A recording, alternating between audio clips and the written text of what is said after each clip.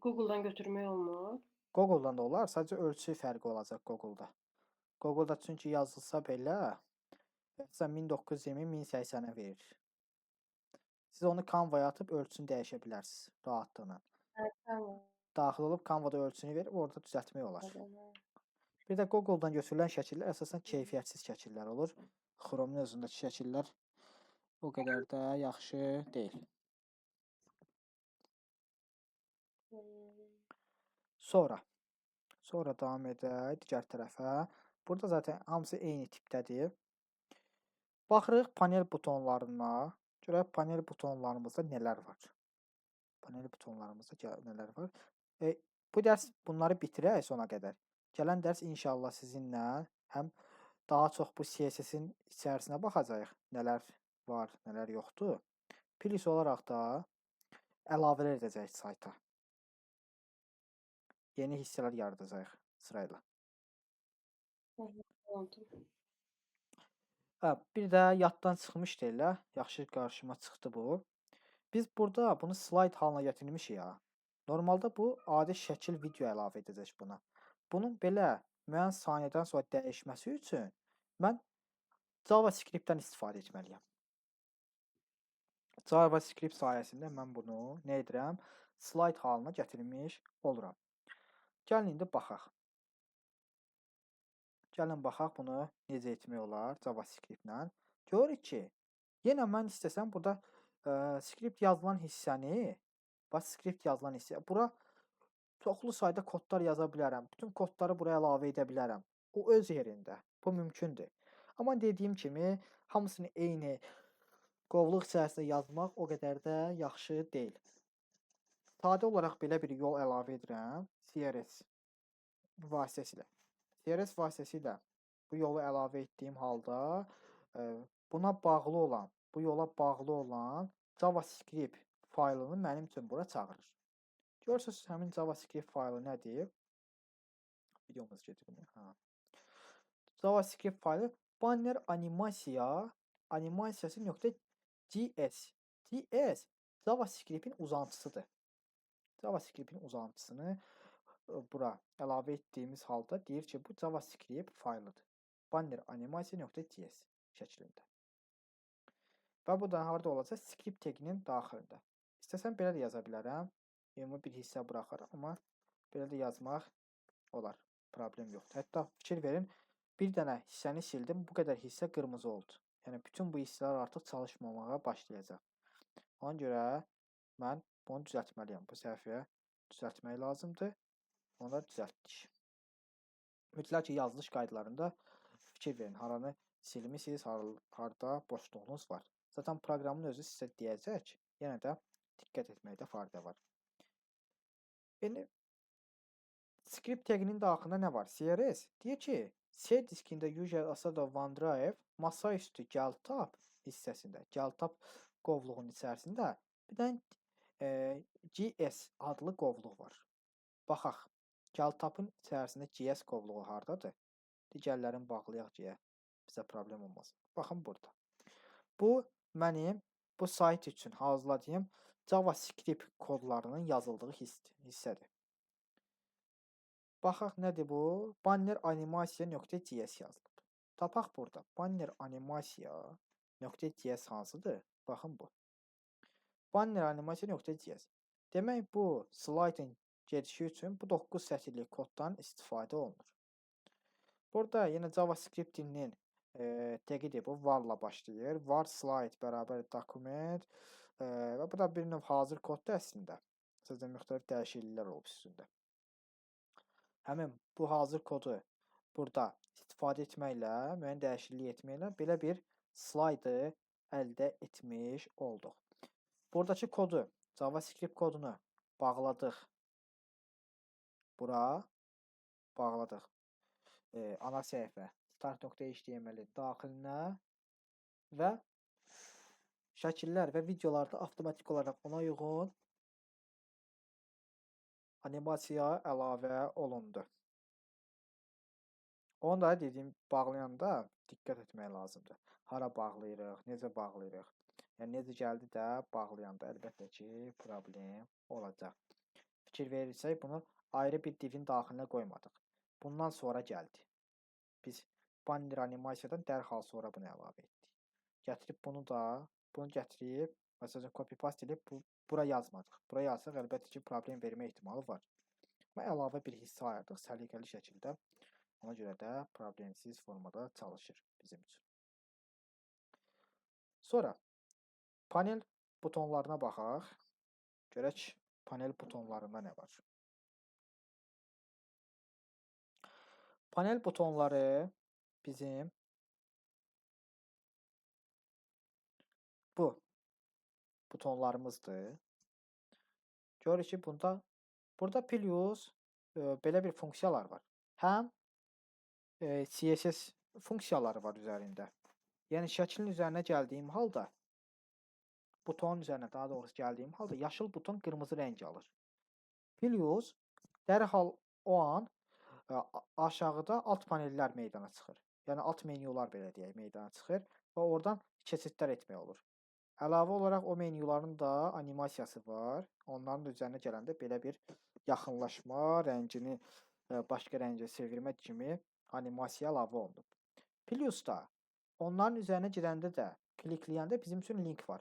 Biz klikləyəndə bizim üçün yeni bir səhifəyə göndərir. Həmin səhifənin də başqa bir qovluğa, yəni bağlıdır. Bu da öz yerində. İndi baxaq görək bu 3 dənə funksiya həm butonlar üzərində iş, həm butonları başlatanda alt menyunun çıxmağı, həm də digər səhifəyə bizi yönləndirmək. Bu 3 funksiya necə bir-birlərinə bağlıdır? Panel butonları üçün belə bir yer ayrılıb, böyük bir yerdir demək olar ki, HTML kodları olaraq belə bir böyük bir yer ayrılıb. Çox getdim, biraz aşağıdır.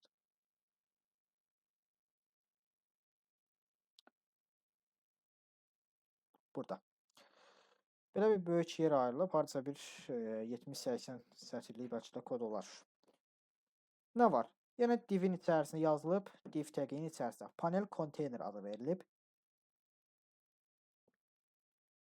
Və deyir ki, yenə bir div tagi açılsın, class nə versin? Panel adı versin, yenə drop down adı verilsin və müxtəlif adlardır. Və qarşımıza birinci butonumuz çıxır. Birinci butonumuz nə olacaq? Fikir verin ki, bu bizim birinci butonumuzdur. Baxın, dost adlı butonumuz var. Dost adlı butonumuz var. O hansı butondur? Bu birinci qarşımıza çıxan bu.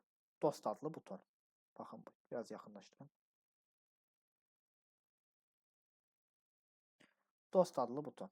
Bu birinci butonumuz qarşımıza çıxdı. Bu yazılıb nəyin daxilində? Drop-down'un daxilində. Və dosta biz kliklədiyimiz halda aşağıda bir menyu çıxır bizim üçün. Biz dosta kliklədiyimiz halda Abituriyent, virtual kitabxana, tələbə adlı belə bir menyu çıxmış olur. Belə bir menyu çıxmış olur qarşımıza.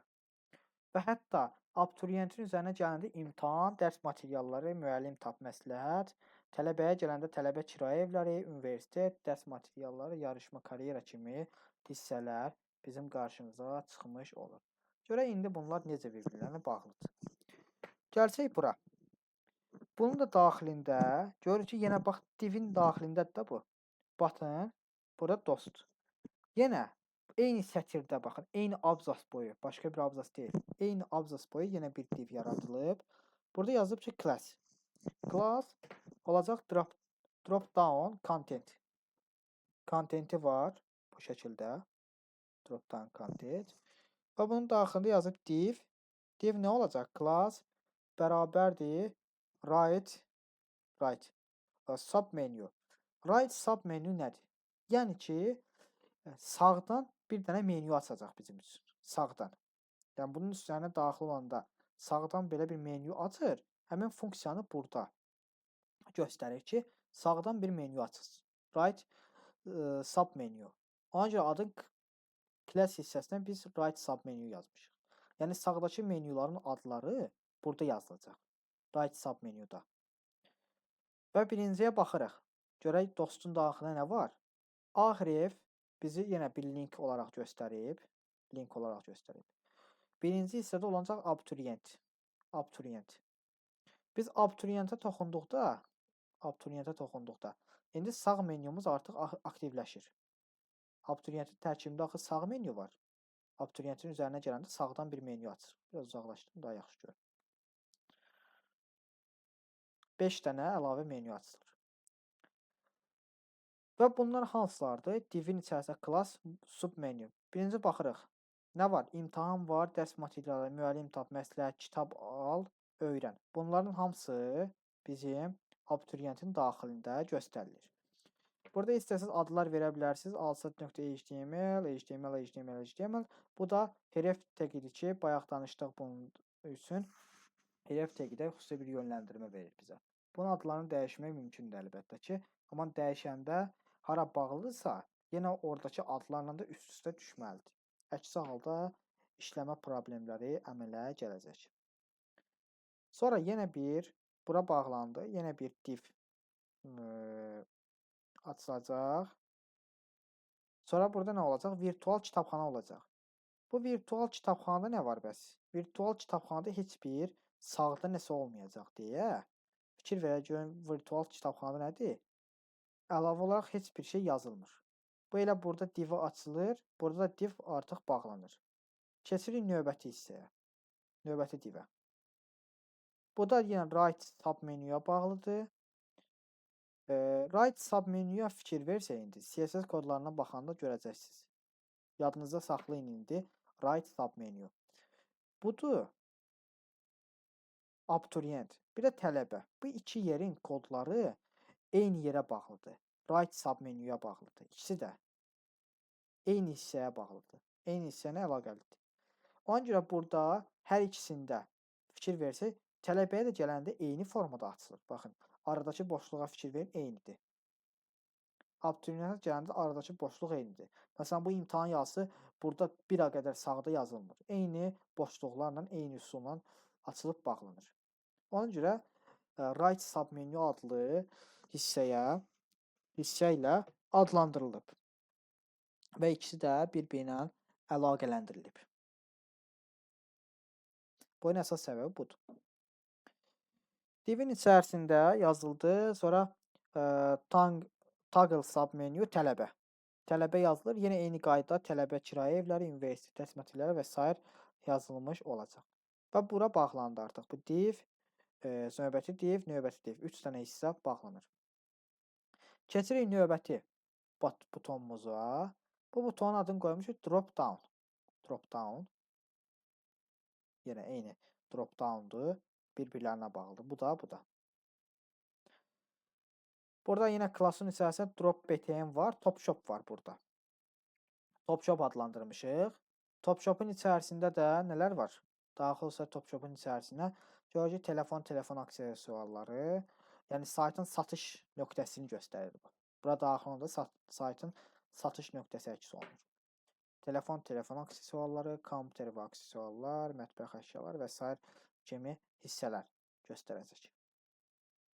Bu da eyni qaydanın, eyni formada burada əks olunur. Zaten videoda var. Özünüz də videonu saxlayıb daha detaylı buranda baxa bilərsiniz. Eyni format deyə bir də izah eləmirəm. Keçirik digər hissəyə. Digər hissədə qaydalar hissəsi. Eyni üsul drop down'a bağlıdır. İndi bəlkə indi də olmasa birazdan ağlınıza belə bir sual gələr ki, niyə hamısı drop down'a bağladıq? Sizcə niyə ola bilər? Hamısına niyə eyni ad qoymuşuq? Burada drop down var, burada da var, burada da var. Basdıqda aşağıya doğru getdiyinə görə, yoxsa necə? Alt kateqoriya olduğuna görə? Elə demək olar. Amma adını niyə eyni qoymuşuq? Fərqli bir ad niyə qoymuruq ki?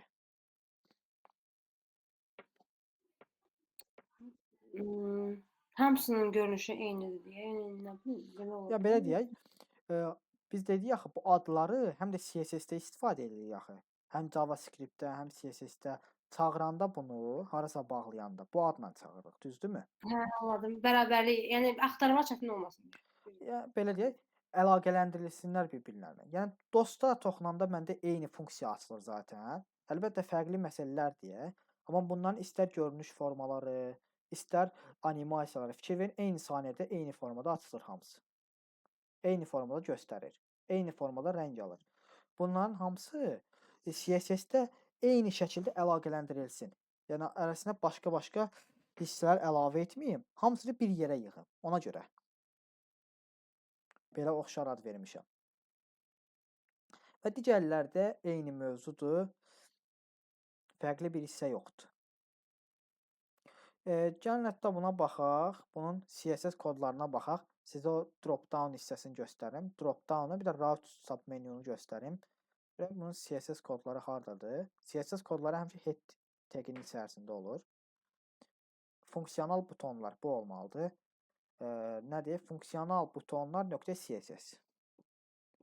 CSS-in içərisində funksiyonal butonlar.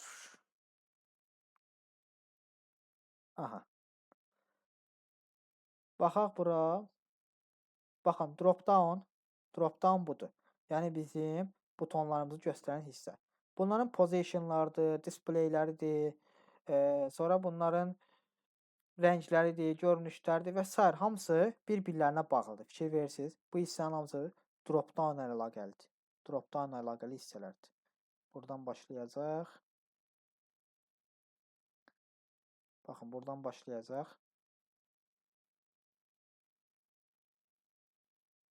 Hətta biraz yuxarıya qədər. Bura qədər. Bunların hamısı drop-down menyusudur. Üzərində qeyd etmişəm drop-down menyu deyə. Sonra digərlərdə sub-menyun olacaq. Sub-menyun, yəni biz toxunduqda, bura toxunduqda, məsələn, abituriyentə toxunduqda klikləməyə belə ehtiyac yoxdur. Üzərinə gəldikdə, sağın göstəricisini üzərinə gətirdikdə sağ hissədə əlavə bir sağ menyu bizim üçün açılır. Sağ menyu göstərilir. Və tələbəyə gəldikdə sağ menyu göstərilir. Onların da ayarları eyni formada birbaşa olaraq bir-birlərin əlaqəli yazılıb. Bu belə. Digərləri də zaten eyni ayarlardır. Çox da üzərində qalmağa ehtiyac yoxdur hələ ki.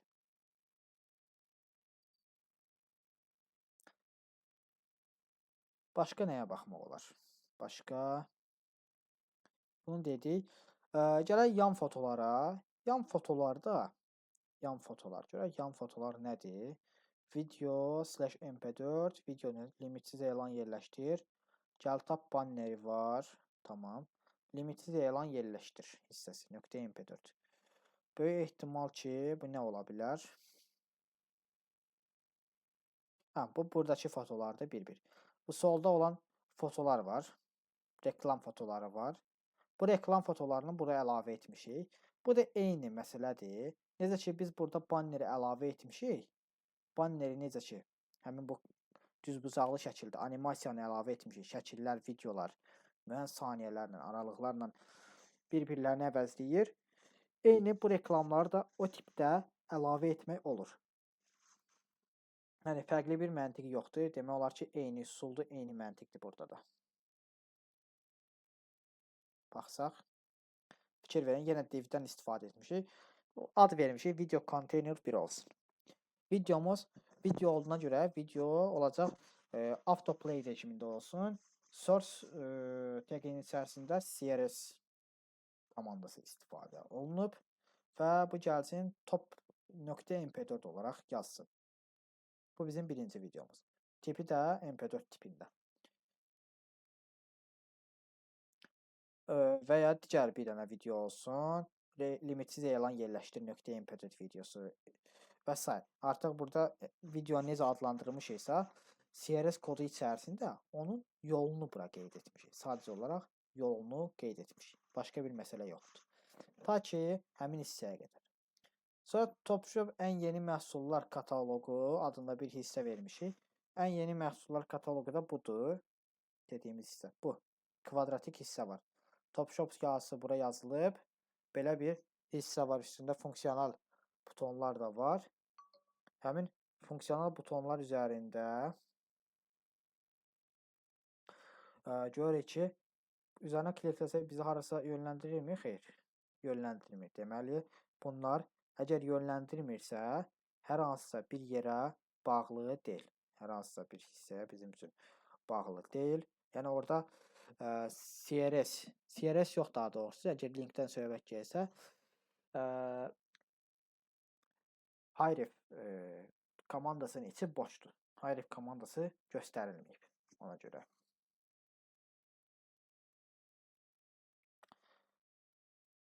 Sonra önə çıxan fotolar və videoların animasiyası hissəsi var. Bu da eyni qayda fotolar, orada olan fotolardır, animasiyalardır. Onların kodları göstərilir. Sonra baxaq nəyə? Burada maraqlı bir əlavə də var. Sosial media loqoları. Fikir verən saytda belə bir xüsusiyyət var. Saytın sağ hissəsinə baxdıqda, gəlin yaxınlaşdırım onu. Burada belə bir hissə var. WhatsApp və Instagram bizim üçün göstərilib. WhatsApp'ın üzərində dayandıqda, hətta WhatsApp'ın üzərində 1 saniyə dayandıqda sifariş vermək üçün WhatsApp vasitəsilə yazın. Yazısı əks olunur. Eyni qaydanın Instagram'ın üzərində getdikdə təklif və iradlarınızı bildirmək üçün yazın deyə müxtəlif yazılar əks olunur. Hətta bunlara daxil olsaq, əlbəttə ki, bura WhatsApp nömrəsi bağlı olsaydı, bizi WhatsApp'a bağlayardı. Instagram linki bağlı olsaydı, bizi müəyyən bir Instagram profilinə bağlamış olardı. İstifadəçi rahatlıqla həmin sayt adminlərinin və ya sayt rəhbərinin Instagram və ya WhatsApp ilə əlaqə saxlaya bilirdi. Baxaq görək bu harda göstərilir. Bu bizdə yenə div taginin içərisində göstərilib. Div taginin içərisində. Nə var burada? Div class bərabər sosial media yazılıb. Div class sosial media. Adını qoymuşuq bu şəkildə. Və birincidə olacaq WhatsApp'ın loqosu. WhatsApp'ın loqosunda nə var? A tagi içərisində href. A tagi bizdə yönləndirmək üçün istifadə olunur. A tagi içərisində href varsa, birbaşa olaraq bizdə link rolunu oynayır. Yəni biz bura link əlavə etsək, bir istifadəçinin WhatsApp profilinin linkini əlavə etsək, bizi WhatsApp'a yönləndirmiş olacaq. Həmin istifadəçinin hesabına yönləndirmiş olacaq. Sonra title var. Title əvvəl baxmışdıq. Title'ın içərisində nə var? Sifariş vermək üçün WhatsApp vasitəsilə yazın. Yazısı əks olunur. Bunu dəyişib özümüz də necə deyərlər? Öz istəyimizə görə yaza bilərik. Bunun heç bir fərqi yoxdur. Sonra aşağı düşdükdə image tagi var. Image taginin içərisində yenə CRS komandası əks olunub. CRS komandasının nə var? Müəyyən bir yol göstərilib. Deyir, yenə burada müəyyən bir yol var. Ən sonda WhatsApp alt xətt logo.png-yə daxil olur. Demək, bu WhatsApp logosu da bir şəkildir. Yəni, müəyyən bir şəkli götürüb, həmin masa üstündən, kompüterin öz yaddaşından çağırıb bizim saytımıza və bunu HTML, CSS kodlarla birləşdirib. Hamısı bir-birinə əlaqələndirilib və nəticədə belə bir logo ortaya çıxıb. Belə bir logomuz ortaya çıxıb. Və alt olaraq nə göstərəcək? WhatsApp. Əgər bu şəkil açılmasa, yerinə WhatsApp yazısı əks olunacaq. Bu da stildir. Zaten stilli nə şəkildə olacaq? Border radius deyir, 0%. Burada kənarlarının radiusu deyir. Yəni, kənar hissələrinin radiuslarını göstərəcək. Və digər parametrlərdə istəsək əlavə edə bilərik. Instagram logosu da yenə eyni şəkildə. Birincidə link hissəsidir. İstifadəçinin Instagram adresini bura qeyd etmək olar. Hətta yoxlayaq görək, belə əlavə etsək, bizi birbaşa olaraq Instagrama yönləndirərmi? Misal üçün biz bura bir Instagram hesabına daxil olsaq, Yönləndirilməsə əgər, deməli PHP ilə əlaqəli bir hissə var burada. Yönləndirsə də maraqlıdır. Yoxlamağa dəyər. Yazdıq bir dənə Instagram hesabı. Gəlin indi başladaq.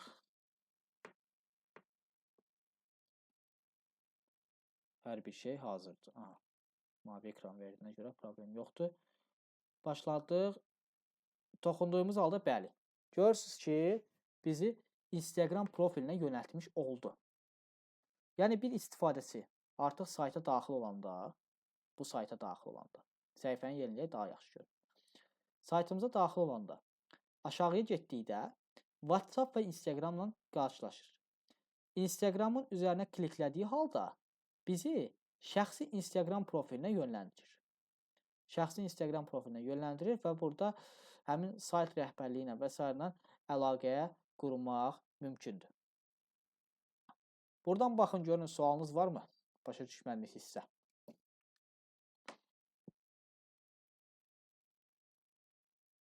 Yoxdur. Instagramımızın linkini özünüz götürüb yapışdırdınız da, düzdür? Yoxsa? Bəli, adi URL hissəsidir ki, Instagramın özünə daxil olsaz. Məsələn, siz Instagram işləyirsinizsə verin, deyin Instagramınızı, istəyirsiniz yazaq bura. Bildiyim ehtiyac yoxdur. Eyni şəkildə, yəni daxil olursunuz. Məsələn, öz Instagram səhifəniz varsa daxil olursunuz, sonra daxil olanda sizin profil hissəniz göstərir. Buradan URL hissəsində sadəcə linkdir. HTTPS linki kopyalayıb həmin proqram hissəsində href komandasının içərisində yapışdırmaq kifayət edir. Sonra burada nə var? Script tagi var. Yenə script tagi var. Script tagi bizdə nə edirdi?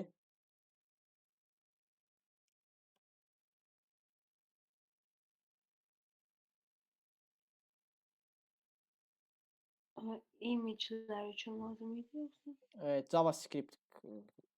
JavaScript-in bizim üçün kodların yazmaq üçün istifadə edirdik. Düzdürmü?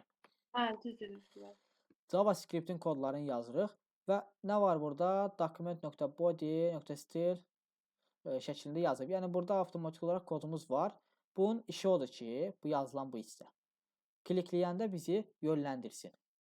JavaScript-in burada rolu budur ki, klikləyəndə bizi yönləndirsin. Sadəcə işi budur. Başqa bir o qədər də işi yoxdur. Görürük ki, həqiqətən başqa JavaScript-in bir hissəsi də qeyd olunmayıb. Bu qədər sadə. Gəlin hətta nəyə baxaq burada? Bu sosial medianın belə dedik, daxil oluruq. Bunun CSS kodlarına da baxaq. Sosial medianın loqoları. CSS kodları. Loqoların CSS kodları adında verilib və loqolar.css olaraq qeyd olunub bura. Loqolar.css. Baxaq. Loqolar.css harda var?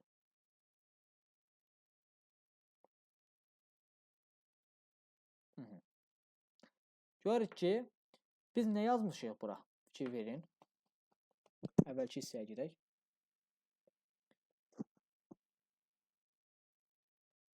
Sosial media hissəsinə daxil olanda klassın adını nə qoymuşam ən başda? Sosial media qoymuşam, düzdürmü? Klassın adını qoymuşam sosial media. Və CSS kodlarında bura bağlayanda sosial media ilə başlayıram. Fikir veririk. Nöqtə, sosial media. Yazılış qaydası həmişə nöqtə qoyulmalıdır qarşısında.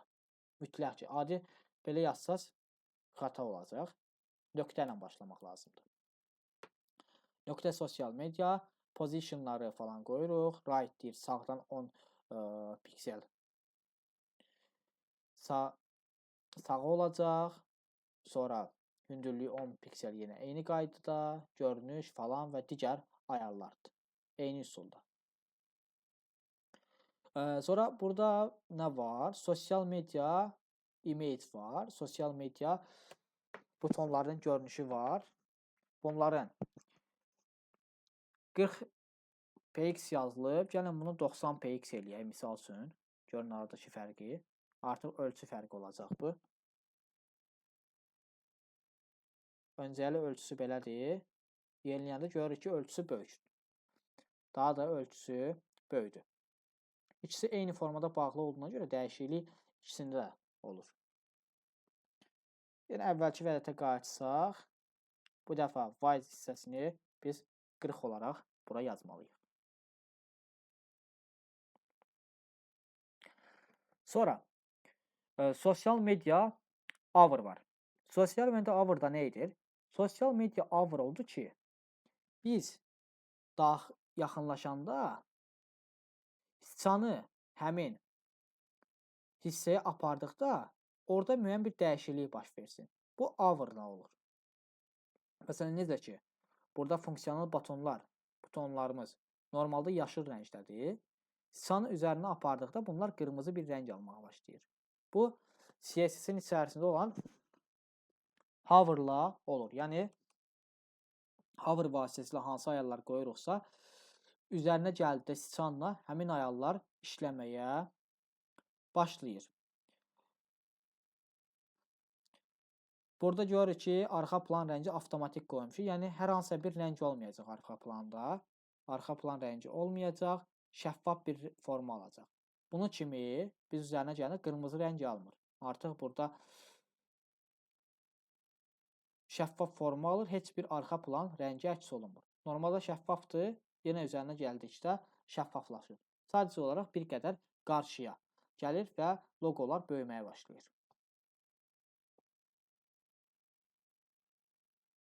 Sonra davam edək nəyə?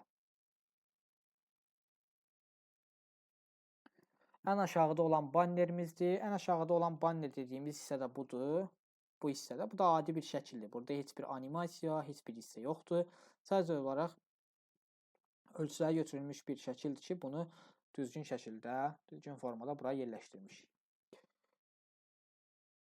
Adi G1.png adı vermişik, sadə bir ad vermişik ki, qalsın orada. Sonra elan ver butonumuz var. Elan ver butonumuz nədir? Elan ver butonumuz. Baxaq görək hardadır. Burada. Elan ver butonumuz var bu hissədə. Üzərinə kliklədikdə linkə bağlı olmadığına görə, ahrefə bağlı olmadığına görə, ahref az teqinə bağlı olmadığına görə bizi hər hansısa bir yerə yönləndirmir. Əgər bağlı olsaydı, ahref, məsələn, bir link əlavə etsəydim, ora məni yönləndirmiş olardı.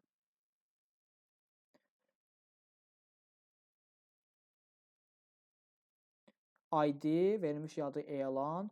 Button'dırsa, əgər buton olaraq yazmışıqsa, butonlar həmişə buton teqinin içərisində yazılır. Baxın, əlavə teq əlavə etməyə ehtiyac yoxdur. Buton teqi yazanda onu buton kimi oxumaya başlayır. ID olacaq elan, içərisində yazılacaq elan ver şəklində. Elan ver. Hətta onun CSS kodları da olmalıdır burada, böyük ehtimal ki, ona da göz gəzdirək. Elan ver butonu nəyin içərisindədir? Elan ver .css-in içərisindədir. Baxaq.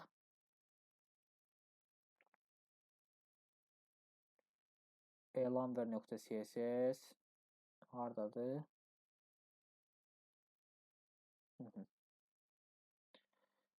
Elan ver .css-də belə kodlarımız var. Belə hissəmiz var. Eyni şəkildə bunun ölçüləridir, görünüşüdür, pozisiyasıdır, harda dayanacaq. Border radius dediyimiz hissə tillərin radiusudur. Məsələn, bu çıxıntılar nə qədər belə oval forma alacaq. Məsələn, bunu 0 etsək, bu kvadrat forma almış olacaq. Artıq burada belə bir çıxıntılar olmuş olmayacaq. Bu şəkildə oval forma almış olmayacaq. Onun da ölçülərini biz border radiusdan ayarlayırıq. Sonra elan verin eyni şəkildə hover hissəsi var. Yəni üzərinə gəldikdə nə rəng alsın? Üzərinə gəldikdə bizim üçün fərqli bir rəng alsın. Amma burada rəng olmadığına görə görürük nədir? Background color auto deyib. Biz bura background colorunu başqa rəng qoysaq, başqa bir rəng almış olacaq. Amma auto qoyduğumuza görə yenə arxa plan rəngi olmur, şəffaf formada göstərir bizim üçün. Digərləri də eyni qaydada. Sonra başqa nəyə baxaq?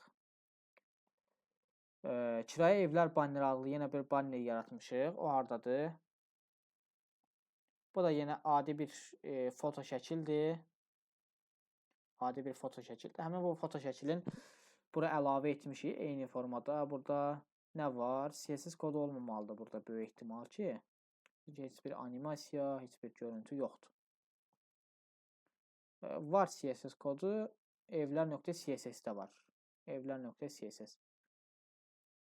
Kiçik bir koddur. O da sadəcə pozisiyası üçündür. Yəni burada rəng ayarları yoxdur. Pozisiyası üçündür ki, bunu həmin bu hissədə ayarlayaq. Əgər ayarlarla oynasaq, məsələn, nə ayarını oynayaq? Right ilə oynaya bilərik. Tab yaxşıdır. Right məsəl üçün 300-dür. Gəlin bunu 300 etməyək. 370 etsək sağa çox meyllənəcək. 200 edək. 200 edək.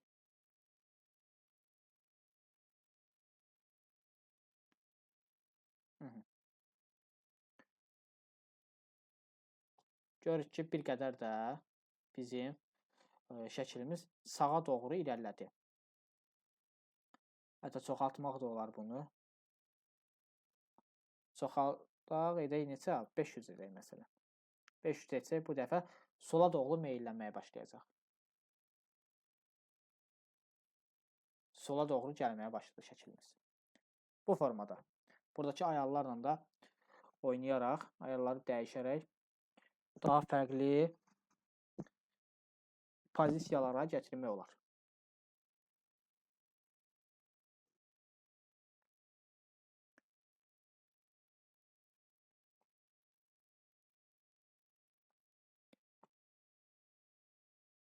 Başqa. Gəlirik artıq sonlara doğru. Son hissəmizdir bu. Bu da Topshop'un ən yeni məhsulları adlı bir bannerdir. Bu da heç bir şey. Dediyimiz budur. Elə. Topshop adlı bir hissə yaratmışıq burada. Burada nə var? Elektronik, gözəllik, geyim, aksesuar, sağlamlıq. Bu hissələrdir. Bu butonlar var bunun üzərində. Həmin butonların animasiyasıdır. Həmin butonların animasiyasını buradan bizim üçün göstərmiş olacaq. Eyni qaydadır. Birinci butonumuzun, həmişə yadda saxlayın, buton yazılanda ID yazılır. Ada veririk ID. ID bərabər olacaq. Elektronik yazmışam. ID. Artıq mən bunu CSS-də yazanda elektronik olaraq oxuyacağam. Burada da yazmışam elektronik.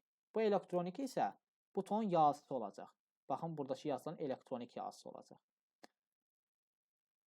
Məsələn, mən bunu dəyişim. Geyim hissəsinə, burada yazım geyimlər. Misal üçün geyimlər yazım, görün fərqli olsun. ID-miz olsun geyim və yazımız isə olsun geyimlər. Gəlin bunu start edək. Əslində leave share açıqdır, heç ehtiyac yoxdur bunu hər dəfə klikləməyə. Bu dəfə görürük ki, geyimlər olaraq burada göstərdi. Biraz ölçü fərqi oluna görə gözəlliklə üst-üstə düşdü. Bunu da CSS-də düzəltmək olar. Elə də böyük problem deyil. Geyimlər. Üzərinə kliklədikdə zaten ATG olmadığına görə, ATG və href komandası olmadığına görə müəyyən bir link yoxdur. Olsaydı bizi müəyyən bir səhifəyə və ya geyimlər olan hissəyə yönləndirərdi. Baxaq bunun CSS kodlarına da.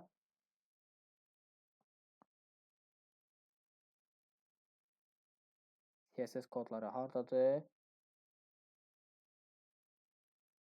Kateqoriya CSS olmalıdır. Kateqoriya CSS.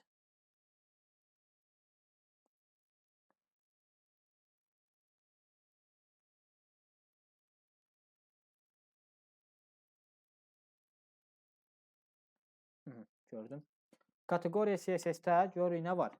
Hər bir göstərilən hissə ayrı-ayrı formada burada nə olub? Ayrı formada yazılıb. Ayrı formada göstərilib.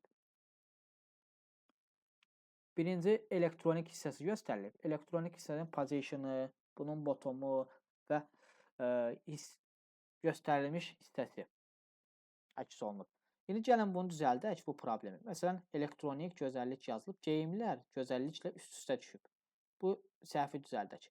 Geyimlər nəyə bağlı idi? Baxaq. Geyimlər dediyimiz hissə geyimə bağlıdır. ID-si geyimdir. Gəlin ID-si geyim olanı burada tapaq. Budur.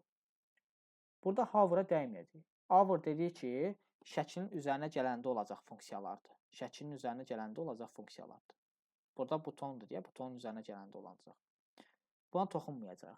Biz bura elə geyim dediyimiz bu hissədən başlayacağıq. Right 370-dir. Mən right-i biraz aşağı salsam, bu yaxşıca yerini düzəldir. Eləyək məsələn neçə? 340.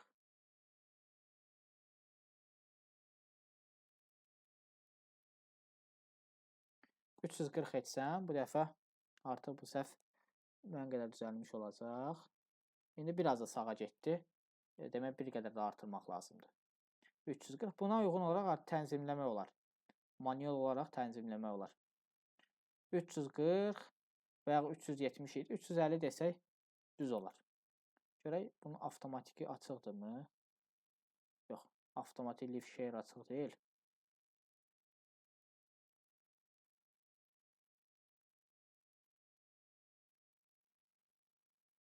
Bir qədər gəldi. Biraz da 360 etsək tam istədiyimiz formaya çatarıq.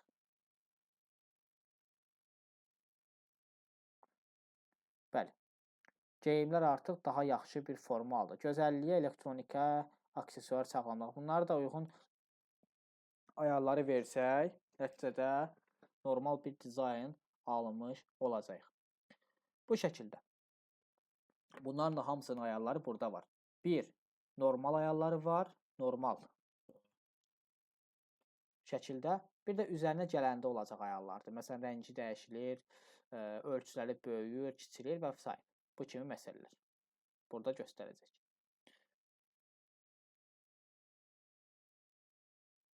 Başqa HTML ana səhifə start.html-dan uzaqlaşaq. Görək burada nə qaldı? Ən aşağı banner. Demək olar ki, hamısını dedik. Bütün kodlar burada. Bu səhifənin yaradılmasında istifadə olunan bütün kodların bir-birinə əlaqəsinə baxdıq. Nələr var? Hansı kodlar bir-birlərlə əlaqəlidir? Görün, başa düşmədiyiniz hissə varsa soruşun.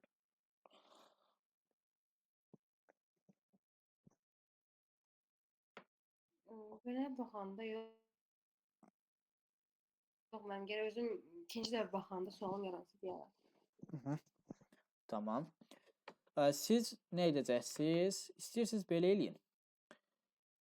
Bu Visual Studio'nu yükləyin öz notebookunuza. Aha. Yükləyin bunu.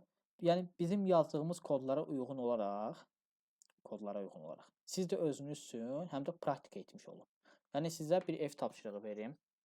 Çünki növbəti həftə Python mövzusu olacaq bizdə.